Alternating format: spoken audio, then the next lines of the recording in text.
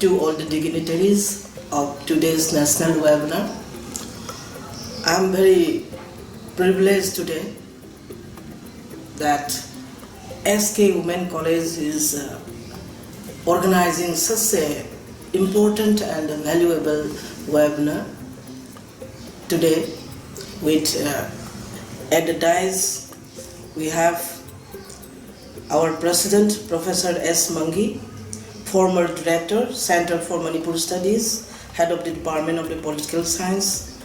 I am very thankful to Professor Jyotiraj Pathak, who has been extending his heartfelt keynote address in this webinar.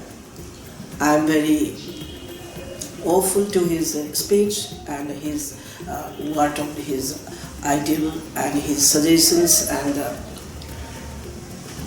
his opinions. And our guest of honor, Dr. Oza W. Kunjarani Chanu, Director, Women's Studies Center, SK Women College, Head of Department, and the moderator, Dr. L. Mahindra Maitei, who is man behind of all this webinar today. He is the most intellectual person in the field of women studies. Most of the women studies events are organized so far since 10-20 years I came to know him. He is the person from the counterpart of the women that always organizing for the welfare of his counterpart groups. I am very thankful to him for giving this privilege in this beautiful house morning. So, why I am so interested on this program is that the topic which has been selected by the organizer of the SK Women College is very interesting and is very appropriate in time and appropriate to discuss and analyze in the society. Because at present we are suffering from this global pandemic. Everyone, rich, poor, intellectual, non-intellectual, everyone is suffering from this pandemic. How to escape from this pandemic, how to avoid this faring worm disease to us is a big question to us now. So with this pandemic we have to live, we need to live. Along with this pandemic we have to live. So within this parameter, what we need to discuss in the society by the intellectual is a very important area for us as an academics, as an administrator in the state, and as a women activists of the state. I would like to focus on health issues and economic issues and employment issues, particularly more migrant workers who had been returnees from other states. Many of more than 22 lakhs has been suffering here in India, and moreover, for Manipur, we have more than 56,000 of migrant workers are now suffered in terms of their livelihood as well as their employment. This is a big issue for us. So among this 56,000 migrant workers, more than half of the percentage is the women, because Northeast women are mostly hard workers and the bread earners of their families. So in the different level of their employment, they work outside the state. But due to this pandemic, they came back. Now they are unemployed and they are suffering for livelihood. So in this regard, what we need to do is we have to identify some areas where these migrant workers can work for their livelihood first. First, we need to see the livelihood, because now they are unemployed and they are not getting few amounts what they have getting from their job. Then where do we insert them? Where do they work at this present situation is a very, very terrible question, I should say, because many of them are not skilled laborer. Half of the persons are in the low profile skills they have. Some of them have semi-skill and many of them are in the low profile groups. So where we will insert these semi-skilled groups and non-skilled groups? This is a big question for them. So in this regard, what I analyze in my mind is that in the first place, before giving them the trainings, skill development trainings, we have a lot in the academics also. We can give it skill development program. But before that, we need to mend their stomachs first. Then, first thing, what I would like to suggest in the society and what I would like to suggest in the academics groups is that they have to be inserted to the agricultural sector.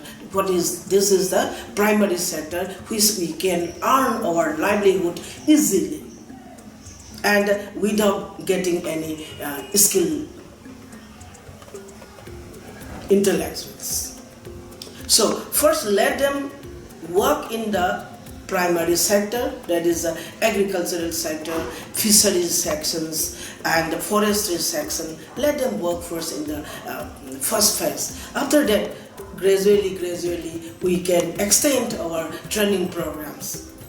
Even this government cannot do all the activities in the first site, because government also need to, it is a new management to them. Pandemic is all of a sudden has come to the society, so all are not ready-mades are not able to extend to all the returnees. This is very important point. So people are pressing to the government that how to live.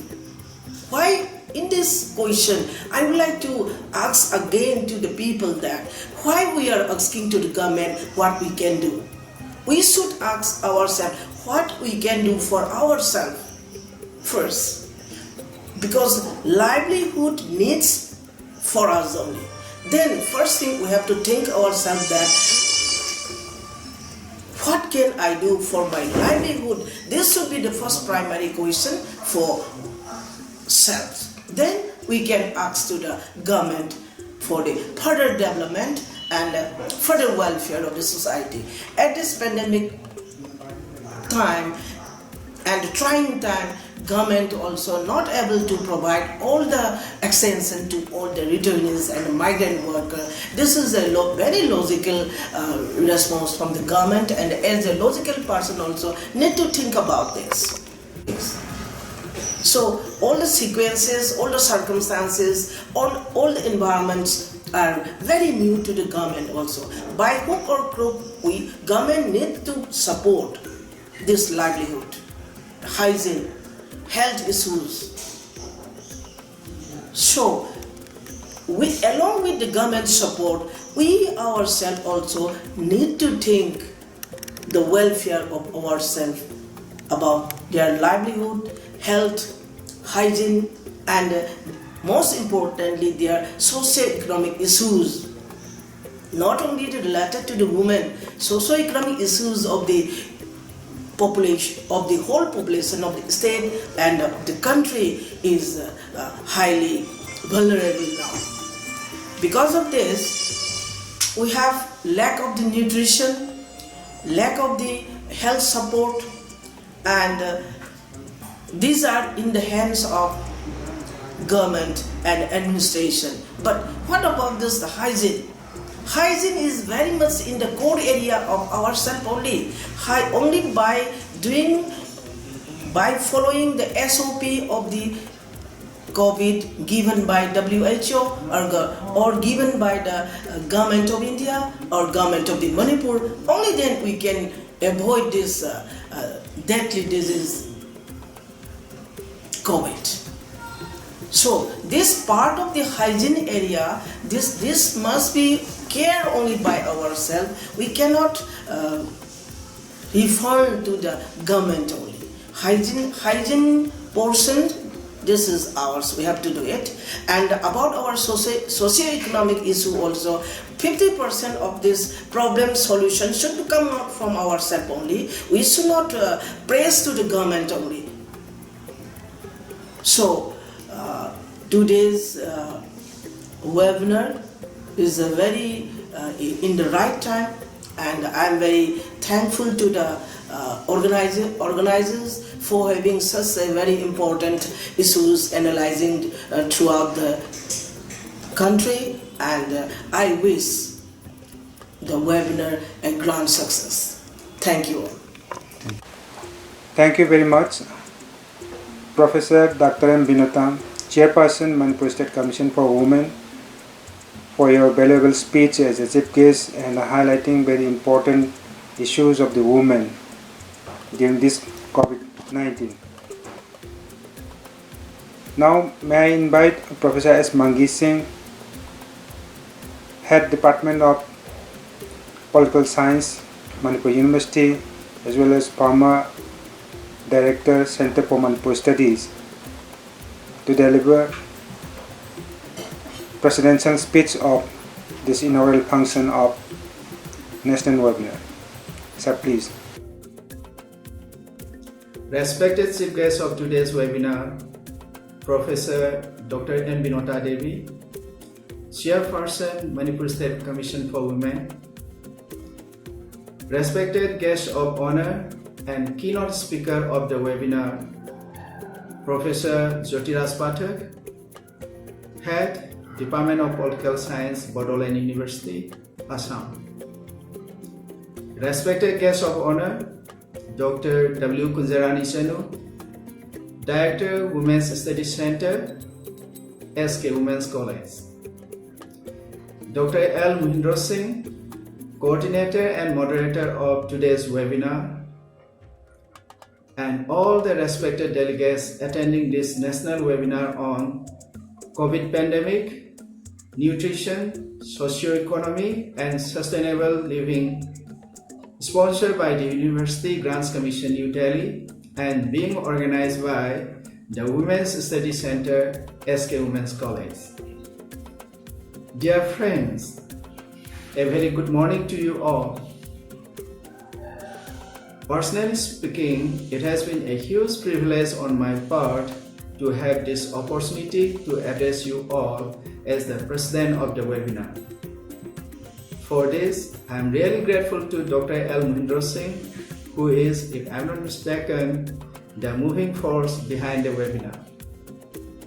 As we all know, the entire world is under an ever-increasingly tightening grip of the COVID pandemic.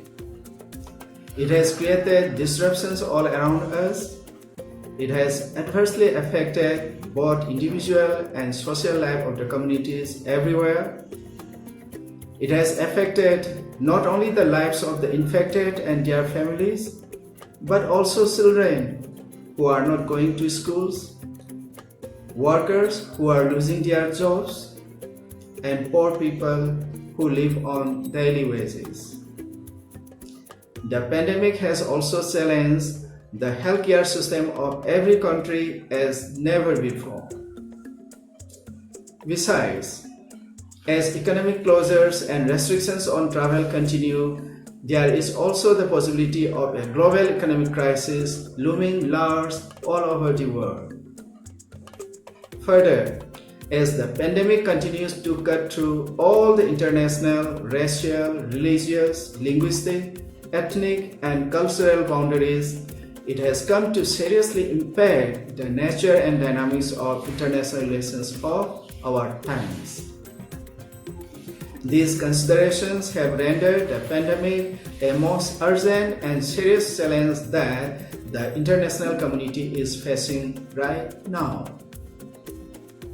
While different international, state, and regional organizations are doing what they can to combat the menace of pandemic with a sense of utmost urgency, We, the academicians, also have a responsibility to contribute in whatever way we can in this fight against the COVID pandemic.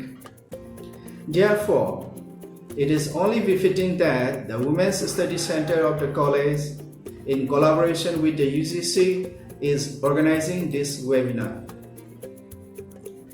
The webinar has three very significant and closely related sub-themes. Number 1, nutrition, health, and hygiene. Number 2, environment and sustainable living. And 3, socio-economic issues related to women.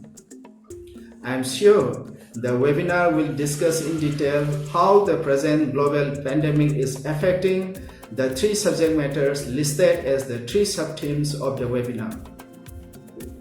However, I would like to emphasize that it is equally important for the webinar to explore, examine, and highlight how the way we address these three will significantly contribute to overcoming the pandemic. I would like to conclude by saying that I do look forward to a healthy and fruitful interaction among all the participants of the webinar in the forthcoming technical sessions. I'm sure the webinar will contribute significantly in finding ways and means to overcome the present crisis. I wish the webinar a grand success. Thank you very much. Thank you all.